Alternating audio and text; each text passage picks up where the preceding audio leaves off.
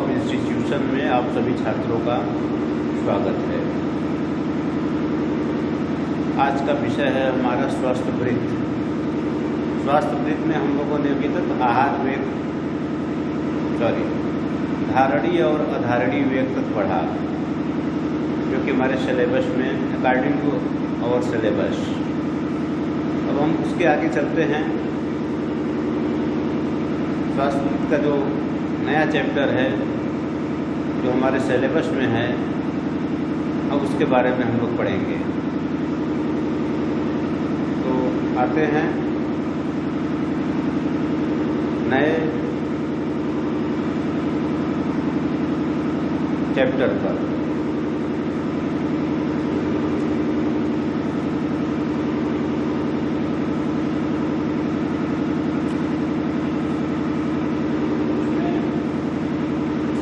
हमें पढ़ना है आहार विधि। आहार विधि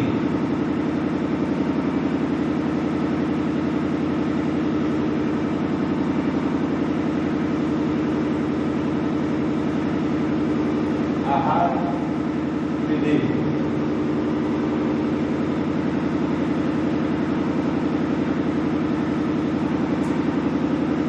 जैसा नाम से स्पष्ट है, आहार विधि माने आहार की विधि, भोजन की विधि। जैसा कि हम पहले बता चुके हैं, स्वास्थ्य वृत्त में हम लोग जो है स्वास्थ्य संबंधित सारी चीज़ों का ज्ञान प्राप्त करते हैं। मोटी मोटा परिभाषा आप लोगों को तो हम बता चुके हैं कि स्वास्थ्य वृत्त की परिभाषा क्या है। आहार विधि आयुर्वेद के अनुसार, अकॉर्डिंग टू आयुर्वेद, व्यक्ति को अपने आहार पर विशेष ध्यान देना चाहिए। आहार अपने क्षमता के अनुसार, आहार अपने उम्र के अनुसार, आहार अपने ऋतु के अनुसार व्यक्ति को लेना चाहिए। कितना आहार डाइजेस्ट हम कर पाते हैं, उस हिसाब से जो है आहार का जो है हमको लेना चाहिए। बाल्यावस्था में 18 वर्ष तक की अवस्था में शरीर की वृद्धि होती है, तो हमको उसमें उन पोषक तत्वों की ज़रूरत होती है जो ग्रोथ करने में लाभकारी हो। 18 वर्ष के बाद जो है और वृद्धावस्था में हमारा शरीर जो है वृद्धि नहीं करता है। हमारा शरीर वृद्धि नहीं करता है, हमारा शरीर बस क्या होता है, फैलता है। तो उस अवस्था में जो है हमको किस तरह का भोजन करना चाहिए जो हम बचा सकें, अपने अग्नियों को देखते हुए भोजन करना चाहिए, ये सब हम लोग आहार विधि के अंतर्गत जानें। ये सारी चीज़ें आहार विधि के अंतर्गत आती हैं। तो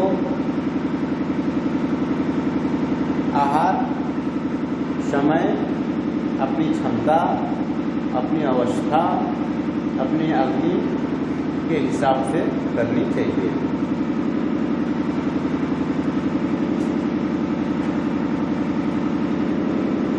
दूसरा है आहार के नियम। आहार के नियम।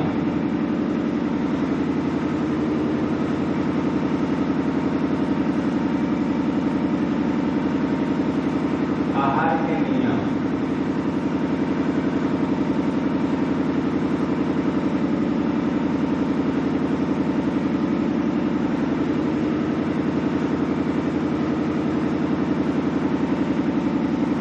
हमने पढ़ा। आहार विधि। अब आहार के नियम क्या है? आहार का नियम ये है कि हमको इस तरह का भोजन लेना चाहिए जो हमारे शरीर के लिए फायदेमंद हो, पहली बात। दूसरी बात है ऋतु, काल, प्रकृति देश को देखते हुए भोजन का चयन करना चाहिए। भोजन ऐसा हो जिसको खाने के बाद जो है शरीर में उत्साह आए, हल्कापन महसूस हो, शरीर में ऊर्जा का संचार हो और भोजन आसानी से पच जाए। ये आहार के नियम हैं। और दूसरा भोजन तभी हमको करना चाहिए जब तक कि पहले वाला जो खाया हुआ भोजन है वो पूरी तरह से पच न जाए, नहीं तो भोजन पच नहीं पाएगा और तमाम तरह के विकार उत्पन्न हो जाएंगे। हमको ऐसा भोजन लेना चाहिए जिससे हमारे शरीर में वात पित्त कफ माने त्रिदोष सप्त धातुओं का विकास और मल मूत्र इत्यादि सम अवस्था में हों और उनको त्याग करने में कठिनाई न हो। ठीक है, ऐसे आयुर्वेद में आहार के 12 नियम बताए गए हैं। आज हम उस पर विवेचना करते हैं। ठीक है,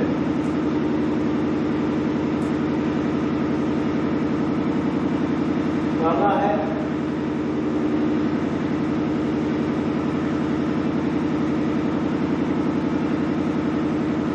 उष्ण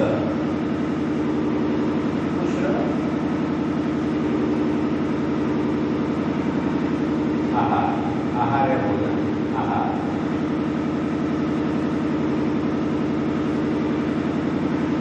दूसरा है स्निग्ध।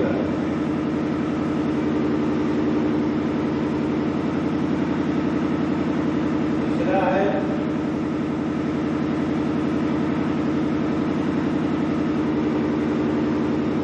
मात्रावत।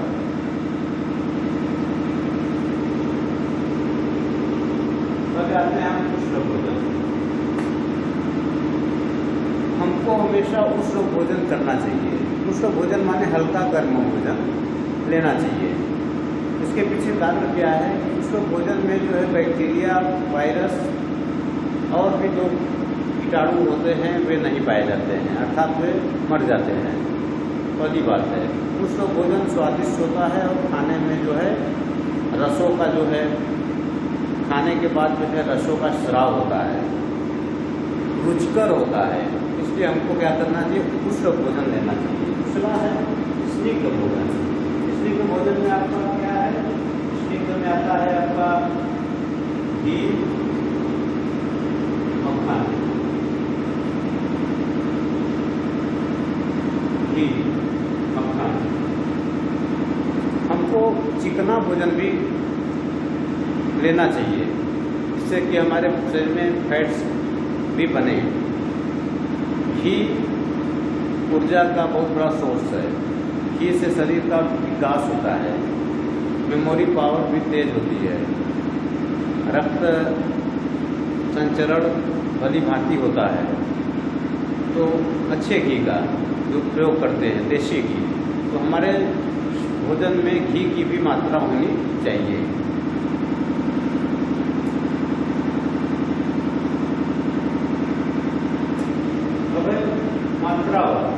मात्रावत का मतलब होता है मात्रा के अनुसार। हम जो भोजन लेते हैं अपनी अवस्था के हिसाब से कि हम इसको डाइजेस्ट कर पाएंगे या नहीं कर पाएंगे, हमारी अंगियां इस पर काम करेंगी। उस हिसाब को देख करके अपने सब क्षमता के अनुसार जो है भी भोजन करना चाहिए। ऐसा ना हो कि हम ज़्यादा भोजन खा लिए, डाइजेस्ट नहीं हुआ, इनडाइजेशन हो गया, फूड पॉइजन हो गया और हम पचा नहीं पाए, पेट में दर्द होने लगा, सिर में दर्द होने लगा। तो हमको अपने शरीर के हिसाब से, मात्रा के हिसाब से भोजन लेना चाहिए, जीर्ण अनुसार। चौथा है जीर्ण। जीर्ण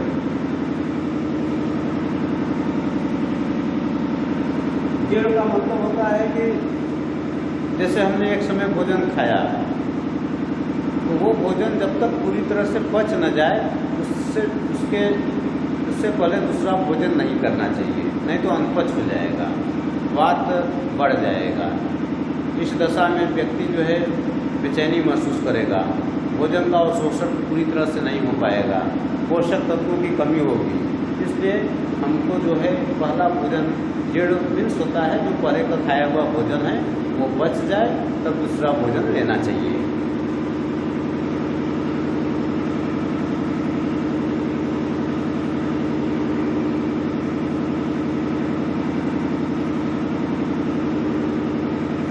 पांचवा है वाय विरुद्ध। वाय विरुद्ध, वाय विरुद्ध। कुछ भोजन ऐसे होते हैं जिसके साथ जो है दूसरे भोजन को हमको नहीं लेना चाहिए, इसको हम कहते हैं वाय विरुद्ध। वाय विरुद्ध जैसे मछली खाने के बाद दूध या दूध पीने के बाद मछली नहीं खाना चाहिए। ये इससे क्या होता है, ये भोजन पॉइजनस होने लगता है, फूड पॉइजन हो जाएगा। तो वाय विरुद्ध भोजन हमको कभी नहीं करना चाहिए।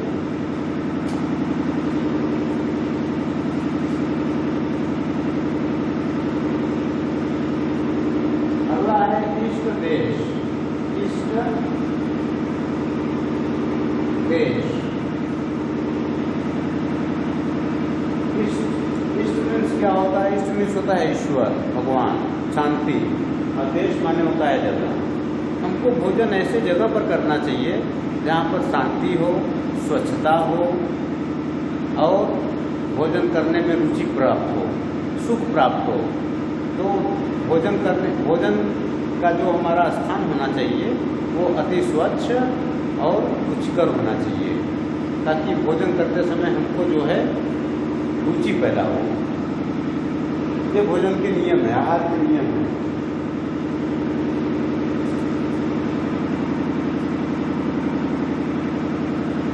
सातवां है इष्ट सर्वोपरण। सर्वोपरण, सर्वोपरण, इसका मतलब क्या होता है? इसका मतलब ये होता है, सर्वोपरण का मतलब होता है कि हमारे भोजन में षड्रस होना चाहिए। षड्रस कौन से हैं? मधुर, अम्ल, लवण। मधुर, अम्ल, लवण, कटु, तिक्त, कषाय। हमारा भोजन जो है षड्रस से युक्त होना चाहिए। ये नहीं है कि उसमें जो है केवल अम्ल ही अम्ल हो। अम्ल रहेगा तो एसिडिटी बढ़ जाएगी। हाँ, केवल मधुर रहेगा तो जो है व्यक्ति का जो है मन जो है वो हो जाएगा, और लवण ज़्यादा रहेगा तो लवण की प्रकृति हो जाएगी। तो हमारे भोजन में केवल एक दो रस नहीं, सभी रसों का समावेश होना चाहिए। इस तरह का भोजन होना चाहिए।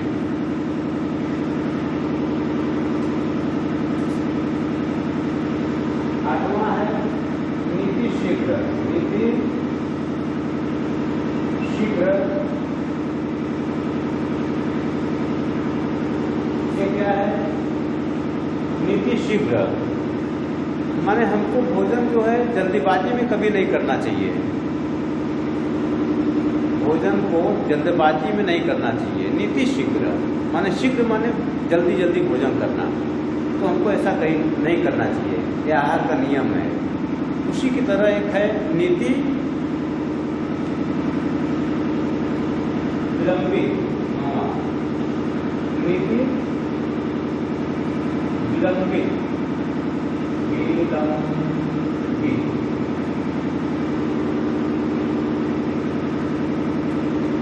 हमको भोजन बहुत धीरे धीरे भी नहीं करना चाहिए। हमको भोजन बहुत धीरे धीरे भी नहीं करना चाहिए। ऐसा नहीं हो कि हम भोजन करने बैठे हैं तो घंटों से भोजन ही कर रहे हैं, ऐसा नहीं करना चाहिए। क्योंकि जो हमारे शरीर में पाचक रस है, भोजन के जाते ही वो अपना एक्टिवेट हो जाता है, डाइजेस्टिव सिस्टम एक्टिवेट हो जाता है। जो कुछ हम खाते हैं तो वो जो है रस जो है उस तरह का, जैसे पेट के अंदर HCl, पैंक्रियाज से पेप्सिन, बाकी जगहों से जो भी एमाइलेज, ट्रिप्सिन, ये सब सारी चीज़ें निकलती हैं, वो अपना कार्य शुरू कर देती हैं। अगर से हम भोजन बहुत धीरे धीरे करेंगे तो वो सारी चीज़ें जो है धीरे धीरे निकलेंगी। हमको भोजन हमेशा जो है सम अवस्था से, माने बराबर अवस्था से, आराम से, और न तो अति शीघ्र न तो अति धीरे धीरे करना चाहिए।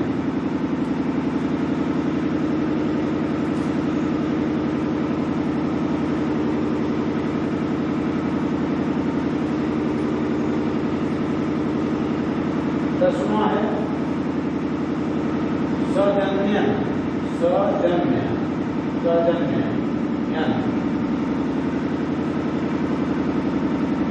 और 11वां है अहसन, अहसन।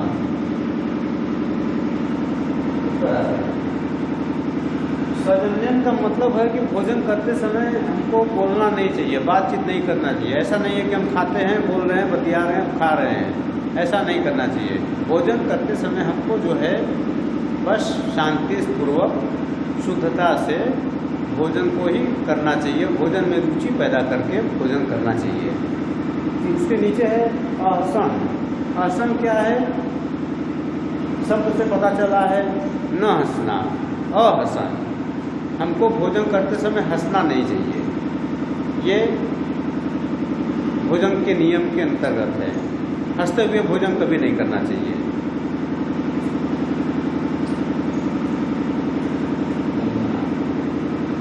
और लास्ट है ये 12वां है तन्मना, तन्मना, तन्मना।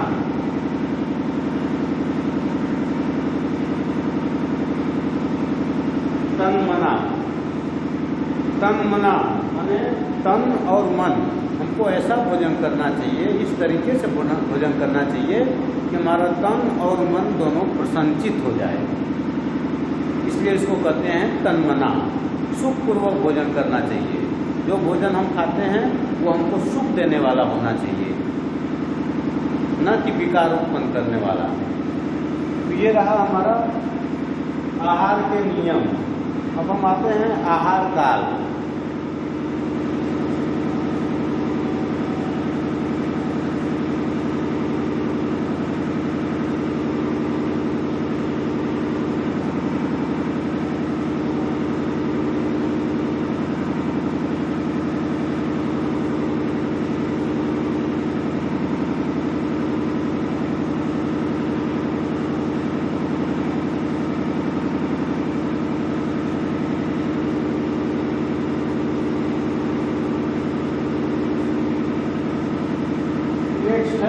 आहार काल, आहार काल।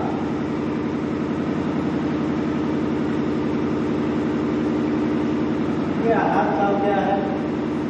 आयुर्वेद के अनुसार आहार मीन्स भोजन काल माने समय, भोजन का समय।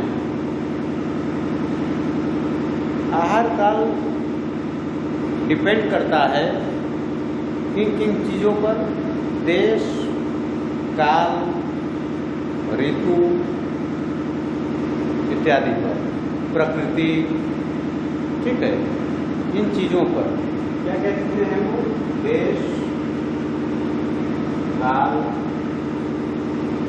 ऋतु, प्रकृति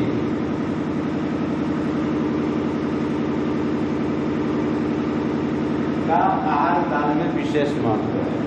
कहने का तात्पर्य ये है कि हमको अपने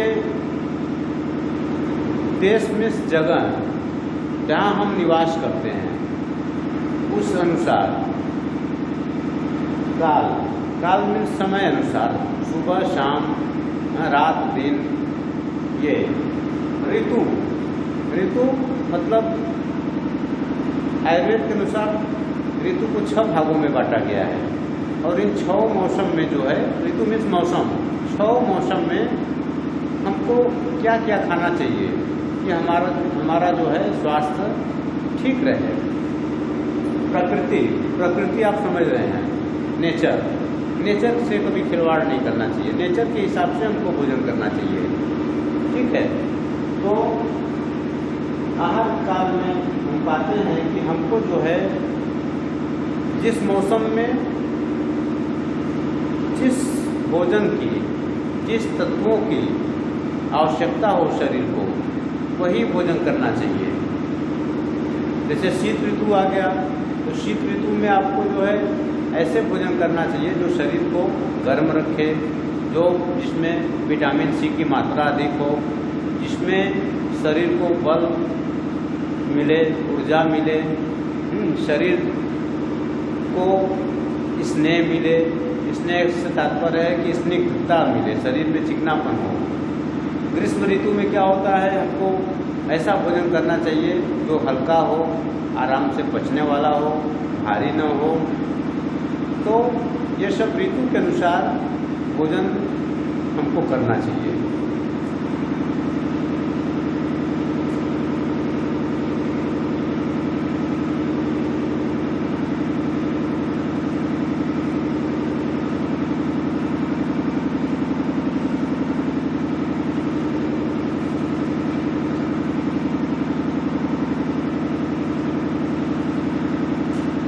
हम आते हैं आहार वेग मात्रा पर।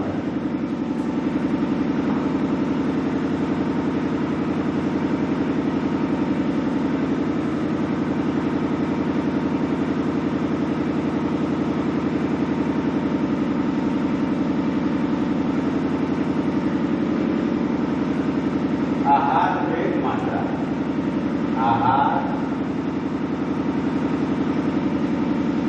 वेग मात्रा, आहार वेग मात्रा।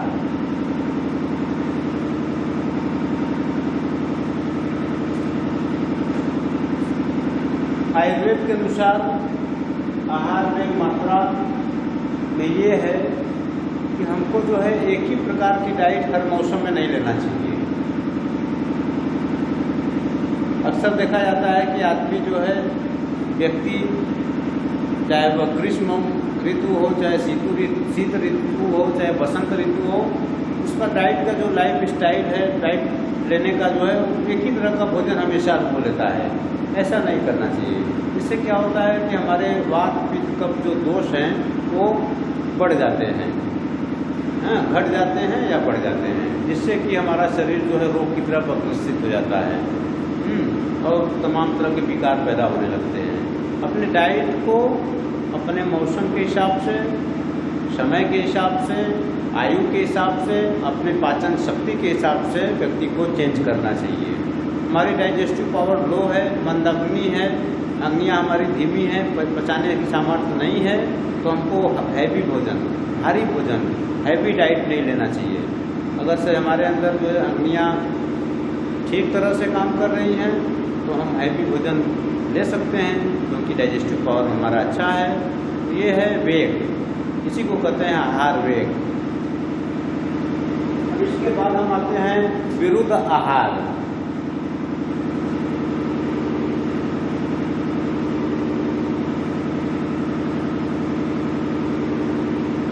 विरुद्ध आहार,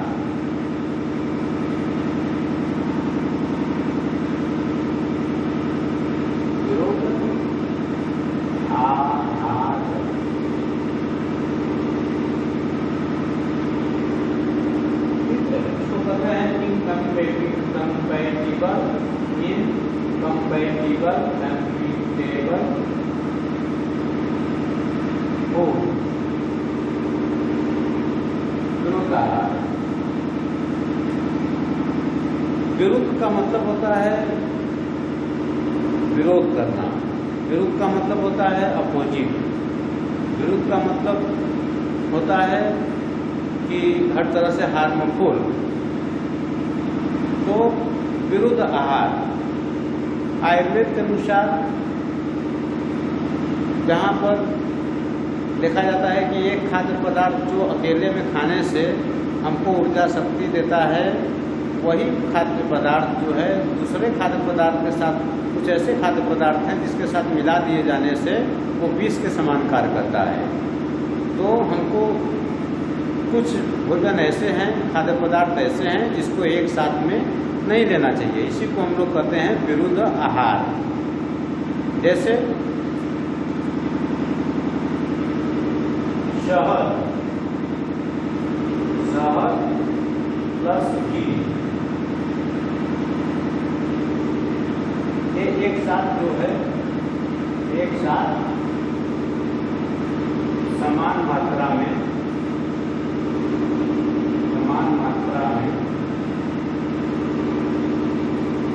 नहीं लेना चाहिए, नहीं लेना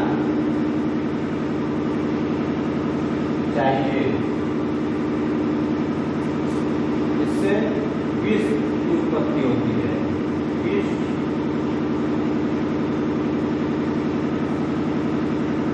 की उत्पत्ति होती है।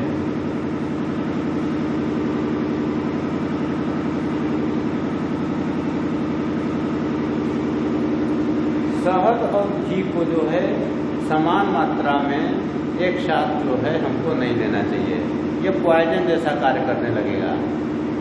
इसलिए शहद और घी को हमेशा जो है एक साथ नहीं लेना चाहिए। दूसरा उदाहरण है दूध के साथ दूध के साथ मछली।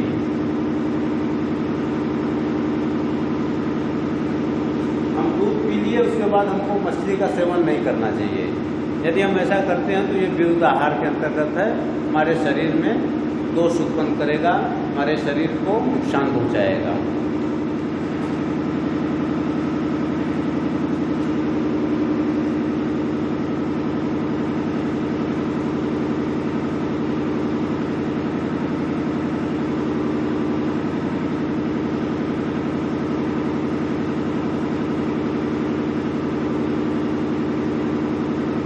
नेक्स्ट है दही को गर्म करके नहीं खाना चाहिए, गर्म करके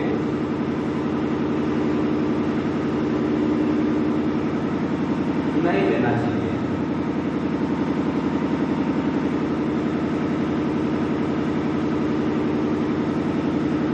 दही को कभी भी गर्म करके नहीं खाना चाहिए, दही को हमेशा उसी अवस्था में खाना चाहिए, दही की अवस्था में, उसको गरमाना नहीं चाहिए। ये नहीं कि शीत का मौसम है तो हम दही को गर्म करके खा लिए, हाँ ये भी विरुद्ध आहार में आ जाएगा और ये नुकसान करेगा शरीर को।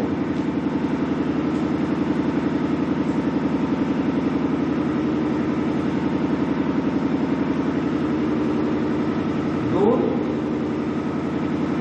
और सभी खटाइयाँ और दाइयाँ, इसका मतलब होता है खट्टे समान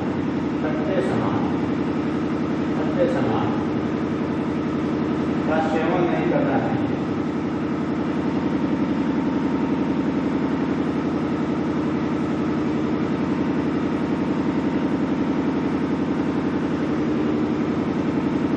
किसी भी खट्टे सामान का सेवन जो है दूध के साथ नहीं करना चाहिए। क्यों? क्योंकि ये भी विरुद्ध आहार के अंतर्गत आता है। यदि हम दूध पी लेते हैं और उसमें खट्टे सामान का सेवन करते हैं तो दूध जो है फट जाएगा, ठीक है। तो जो दूध का रिस्पांस मिलना चाहिए वो तो नहीं मिलेगा, बल्कि जो है दूध से जो है जो फट जाने से जो नुकसान होगा वो सब जो है लक्षण आने लगेंगे, इसलिए नहीं लेना चाहिए।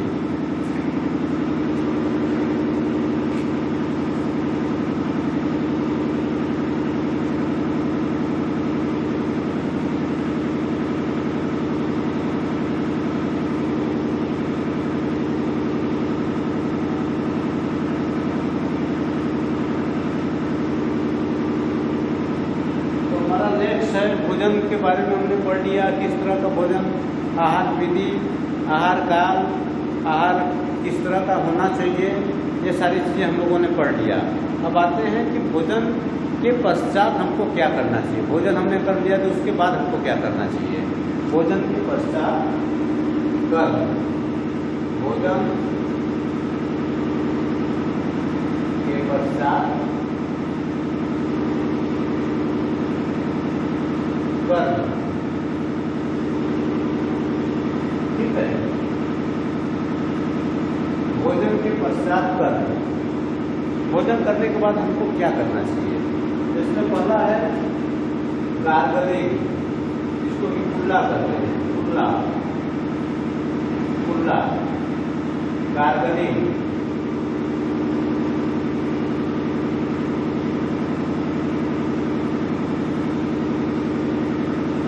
भोजन करने के बाद हमको 3 बार जो है कुल्ला करना चाहिए। इससे क्या होता है कि जो भी कण कहीं भी सटे रहते हैं वो सब निकल जाते हैं, चिपके रहते हैं, निकल जाते हैं। तो हमको 3 बार कुल्ला करना चाहिए। नंबर 2 है दांतों की सफाई करनी चाहिए। दांतों की सफाई करनी चाहिए, करनी चाहिए। भोजन करने के पश्चात जो है दांतों में जो है तमाम तरह के भोजन के कण फंस जाते हैं। अगर से हम उनको साफ नहीं करते हैं तो दांत का इन्फेक्शन हो सकता है। इसलिए हमको जब भोजन कर लेते हैं तो दांतों की सफाई भली भांति करनी चाहिए।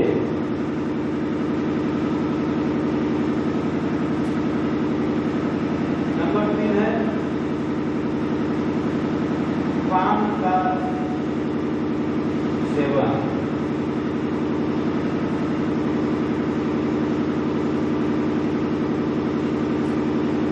भोजन करने के बाद जो है पान खाना चाहिए। पान से मुंह की शुद्धि होती है, ठीक है। आयुर्वेदिक पान खाना चाहिए जिसमें कि जो भी चीज़ें डाली जाए वो शरीर के लिए फायदेमंद हो। तो भोजन के पश्चात हमको जो है पान खाना चाहिए जिससे कि हमारे मुंह का शोधन हो जाए, ठीक है। नंबर 4 है टहलना चाहिए।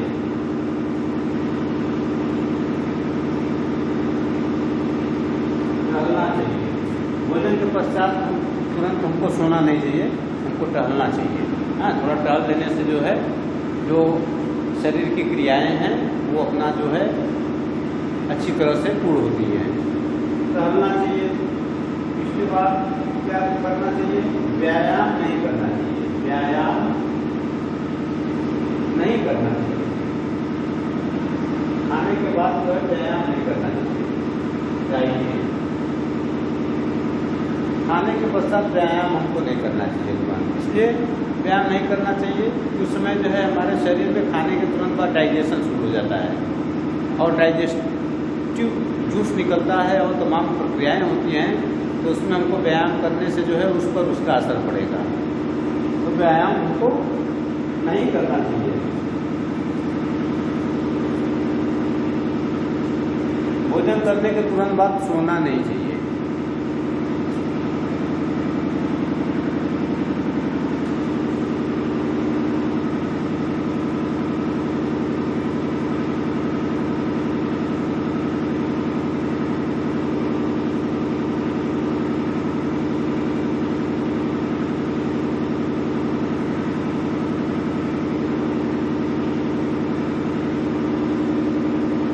आते हैं भोजन के अवयव। भोजन के अवयव।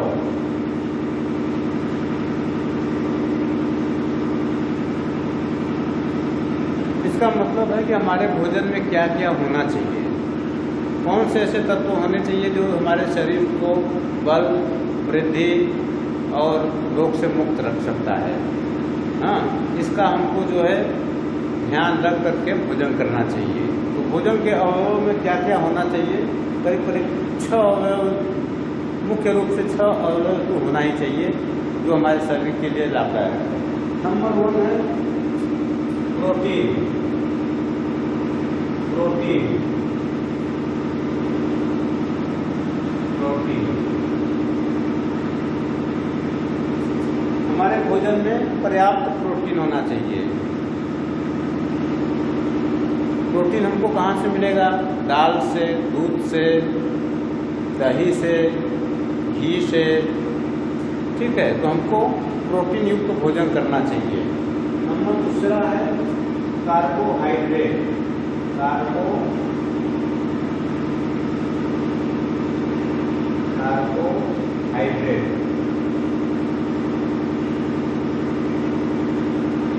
कार्बोहाइड्रेट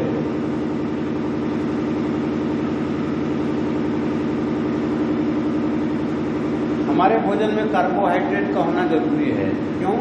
क्योंकि कार्बोहाइड्रेट से ही ऊर्जा उत्पन्न होती है। ठीक है। अब वो कार्बोहाइड्रेट कहाँ पाया जाता है? वनस्पतियों से मिलता है। वनस्पतियों में स्टार्च में कार्बोहाइड्रेट होता है, तो हमको कार्बोहाइड्रेट का भी सेवन करना चाहिए। नंबर 3 है वसा। वसा वसा माने फैट्स। ये कहाँ से हमको मिलता है? फैट्स हमको मिलेगा तेल से, घी से, हाँ, और स्निग्ध पदार्थों से। तो वसा से हमारे वसा में वृद्धि होगी, जिससे कि हमारा शरीर भी वृद्धि करेगा। तो वसा भी हमारे भोजन में पर्याप्त होना चाहिए। नंबर 4 है विटामिन्स।